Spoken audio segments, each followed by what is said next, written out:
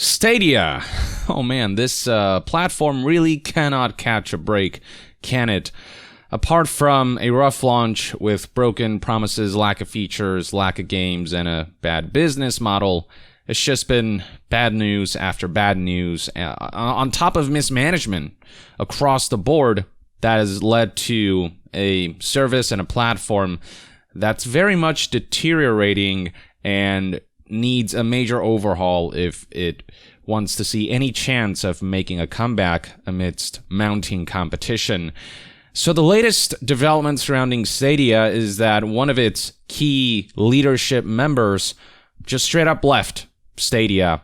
So this is a news reported by 9to5 Google. The headline here reads, Stadia product head John Justice has left Google. This was initially reported by this other news outlet called The Information, who reported that Vice President and Head of Product at Stadia, John Justice, recently left the company. This is somebody who joined Stadia back in 2019. Stadia launched towards the end of 2019, so this individual joined when Stadia was ramping up towards launch. Only 2 years after him joining the Stadia team, the guy up and left. And I have little doubt this has to do with the lack of success surrounding this platform. If Stadia was doing really well, he would have probably stayed on for a while longer. Same with a bunch of other people. And while this was all initially a report, eventually Google did confirm directly to 9to5 Google in a brief statement that Justice indeed has left Stadia. So the statement reads, we can confirm John is no longer with Google and we wish him well on his next step. Though no reasons were provided as to why he left, and John Justice hasn't disclosed publicly the reasoning behind his departure, I can only assume that he just either didn't feel fulfilled working on a platform that is currently a sinking ship, or Google decided that his leadership wasn't strong enough to lead Stadia and are looking to mix things up by hiring new leadership. As for what John Justice's role was as head of product at Stadia and vice president, apparently Justice oversaw the consumer experience for Stadia and in the past talked about what's coming next to the game streaming service. Indeed, John Justice would often do interviews with news outlets and would be the one to publicly speak about what's coming next for Stadia and trying to raise the hype surrounding some of its upcoming games or features. Though he did say back in December that Google would no longer discuss features before they're ready to avoid overpromising, which is exactly what happened with Stadia's launch. During the press conferences, they talked about all of these unique features, like, being able to click on a link provided by a streamer that would allow that player to join in, and some stuff that conceptually sounds great, but ultimately Stadia wasn't able to execute on, and many features just seem like they're still months or years away.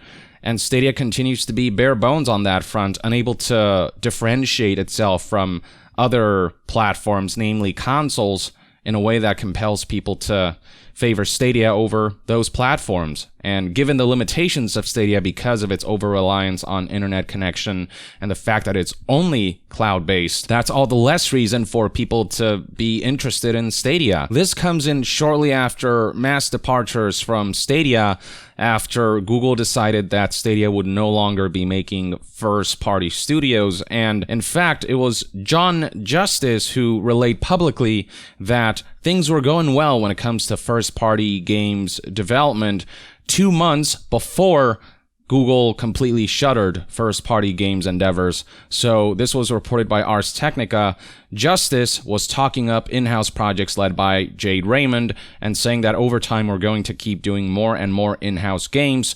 2 months later, all those plans would be canceled. It was in February 1st, 2021 when Google announced that they'd be shuttering first-party studios just less than 2 years after Google established them, not giving them a chance to ship anything before deciding that their efforts are invalid or that they're just not worthwhile. And this is the announcement in question, which I've showed you through a number of videos, them talking about how they're trying to be a technology platform for industry partners, and the like, but they're no longer sort of directly competing or trying to directly compete with the likes of Xbox and Nintendo and PlayStation. Among the departures following this announcement was Jade Raymond, who decided to leave Google to pursue other opportunities. And now we're hearing of John Justice, who's also leaving, and this is a house of cards that seems to be falling apart in slow motion from where I'm sitting at least. And this all happened in light of Stadia sales woefully underperforming. As reported by Bloomberg and as relayed by Ars Technica here, Stadia undershot to the tune of hundreds of thousands of users. Jason Schreier, who did the investigation and reported on this information via Bloomberg, tweeted the following: missed initial sales targets by hundreds of thousands, tried to take on consoles rather than starting small, and one of the really baffling parts is this: to bring in games like Red Dead, Google spent astronomical sums, tens of millions of dollars per port. Jason Schreier further highlighted this aspect by stating, just to reiterate the absurdity of this thing, sources say Google spent tens of millions of dollars, the budgets of some major games, per Stadia port. Publishers like Ubisoft and Take-Two were raking it in. Ubisoft has been very enthusiastic about their partnership with Stadia, and we now know why. They're getting all this money for ports of old games, and for Ubisoft and Take-Two and any other companies that have partaken in Google's spending spree,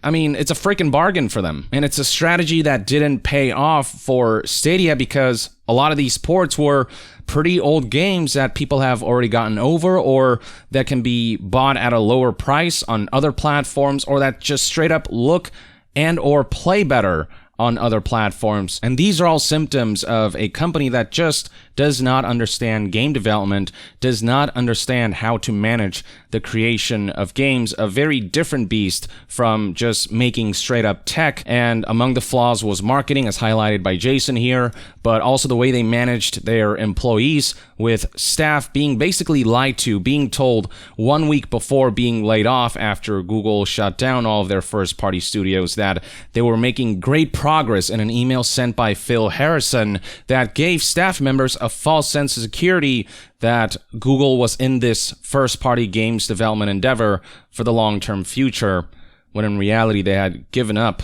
quite a while ago when Stadia's sales numbers fell woefully short of expectations. There was enough mismanagement at Google that ex-Stadia developers felt the need to speak out to various media outlets, and so they did. Here's a report from Ars Technica whose headline reads, ex-Stadia developers dish on Google's mismanagement and poor communication, former Stadia developers shocked by surprise shutdown of Google's game studio. Then later that month, news outlet Wired would release their own expose on February 26, 2021, titled, How Google's Grand Plan to Make Its Own Games Fell Apart.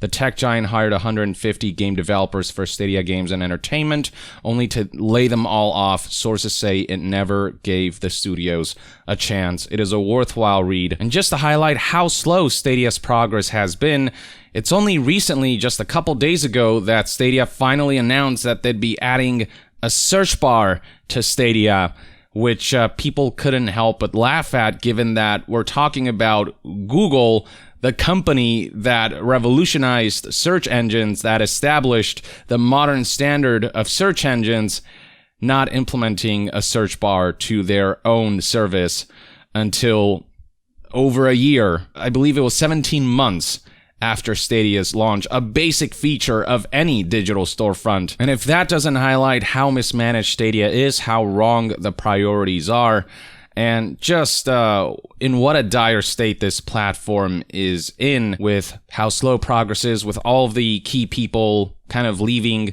Stadia, I don't know what does. That's not to say Stadia is destined to be doomed, but it really needs a major turnaround, a major overhaul to its business model.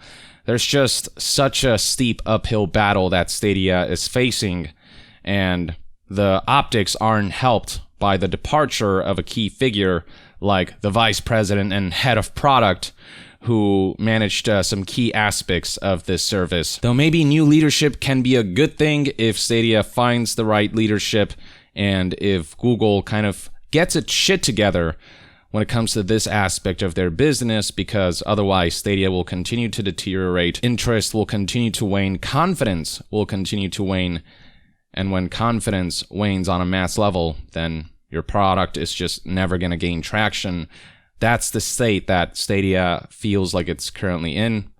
Though who knows what the future holds. For now though, man, this is just not a good look. But that's just one man's take. Let me know in the comments below what you think about the departure of former vice president and head of product at Stadia, John Justice. Why you think he left? What do you think this departure means for the long-term future and prospects of Stadia? Drop a comment, and to be further updated on all things gaming news, reviews, and discussions, stay tuned right here on Young Yeah. I'll see you guys next time. Young out.